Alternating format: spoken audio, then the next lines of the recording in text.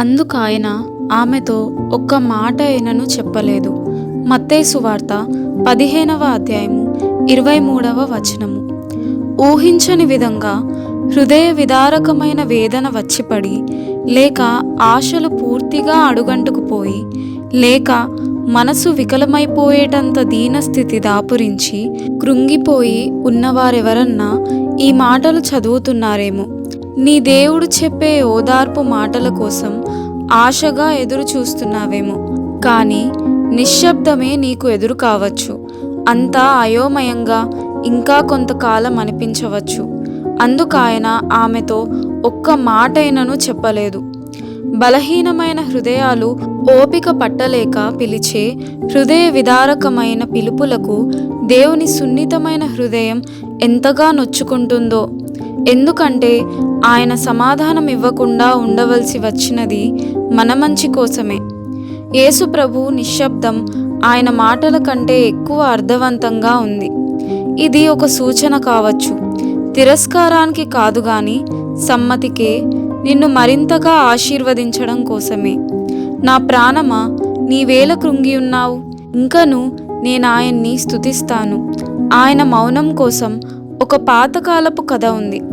ఒక ఆవిడకి కల వచ్చిందట. ఆ కలలో ముగ్గురు ప్రార్థన చేస్తున్నారు. దేవుడు వాళ్ళ చెంతకి వచ్చాడు. మొదటి స్త్రీ దగ్గరికి వచ్చి కరుణతో, కృపతో, వదనంలో వెల్లివిరిసిన చిరునవ్వు, ప్రేమను కురిపిస్తూ ఉండగా ఆమెతో మృదువుగా మధురంగా మాట్లాడాడు. ఆమెని వదిలి రెండో ఆమె దగ్గరికి వెళ్ళాడు.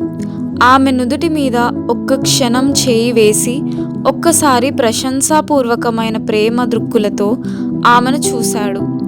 మూడో ఆమె వైపు చూడనైనా చూడకుండా, ఆగకుండా దాటి వెళ్ళిపోయాడు.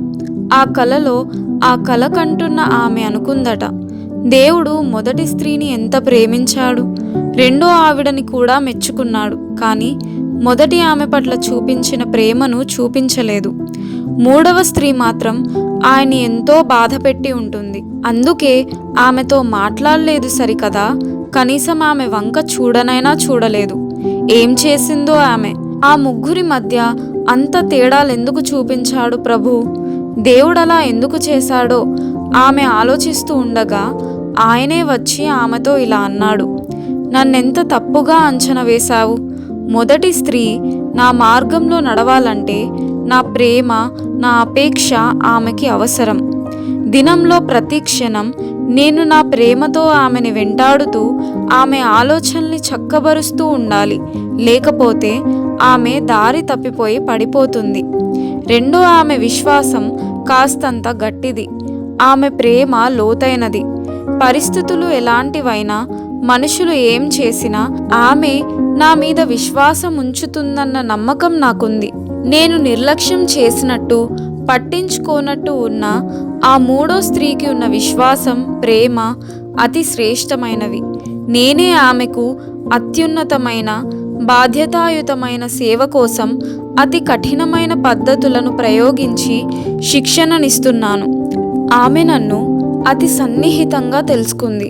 మనసంతటితో నా మీద విశ్వాసముంచింది. చూపుల్లో గాని, మాటల్లో గాని, చేష్టల్లో గాని నా మెప్పుదల కనిపించకపోయినా ఆమె విశ్వాసం చెక్కు చెదరదు. నేను ఎలాంటి పరిస్థితులు కల్పించినా ఆమె నిబ్బరంగా, నిస్సందేహంగా దాటిపోతుంది. స్వభావ సిద్ధంగా ఆమెలోని అణువణువు, ఆమె మనస్సు, జ్ఞానము వ్యతిరేకించిన నా మీద నిరీక్షణను మాత్రం వదులుకోదు.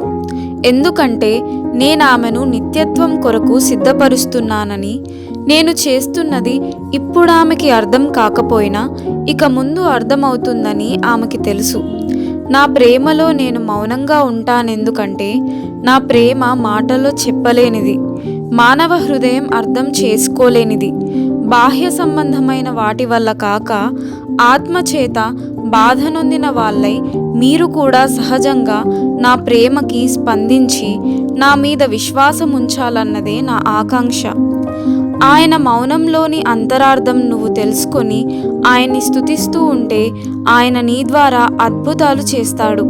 తన బహుమానాలను ఇవ్వకుండా దాచిపెట్టిన ప్రతి సందర్భంలోనూ ఆ దూతను నువ్వు మరింత లోతుగా అర్థం చేసుకోగలగాలి.